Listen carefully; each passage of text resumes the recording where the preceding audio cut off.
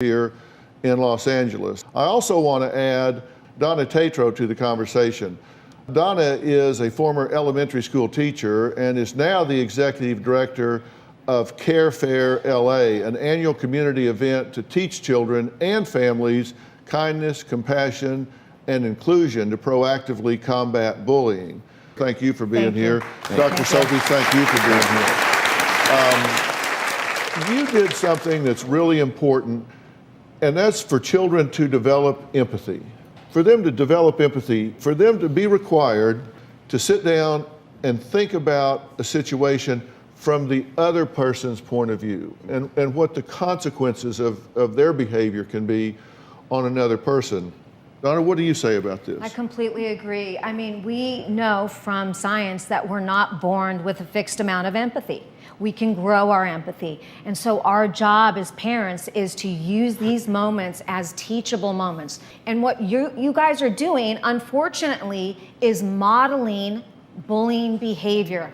I get what you guys are doing, and the thought is the right thought, but if you flip the script on it and teach kindness, compassion, and inclusion, this empathetic being will be born. But and that's what you want.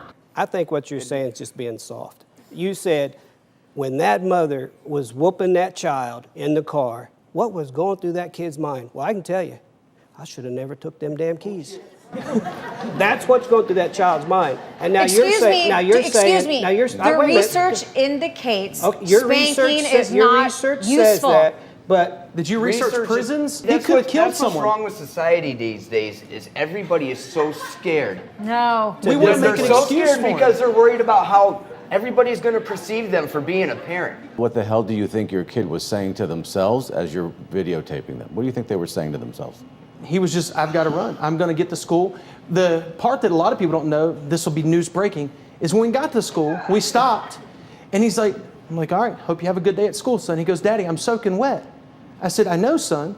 I said, but what are you going to think? He's like, I'm going to squeak and be squishy all day. I said, but will you mess with another kid? You're going to be the squishy kid that stands out now. Do you want people to pick on you about that? No, Daddy, I don't want that. I said, then if you want, you can run home and get dry clothes, and I'll give you a ride back to school. How many names? My son, without hesitation, turned around and ran the mile back to his house, got dry clothes. We got in the truck, and on the way to school, we stopped at the school, and we talked for about 5 minutes about it. You understand the impact of posting those videos. You don't know in 5 years how that kid's going to feel. You don't know what they're hiding inside of themselves.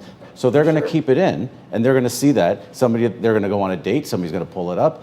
Don't underestimate the power that those videos have, as Dr. Sophie said. You don't understand, you're humiliating those kids. And I get why you did it. Let me finish, please. They're the bully. Let me finish, please. They're not coming after the bully. Let me finish, please. Let me finish.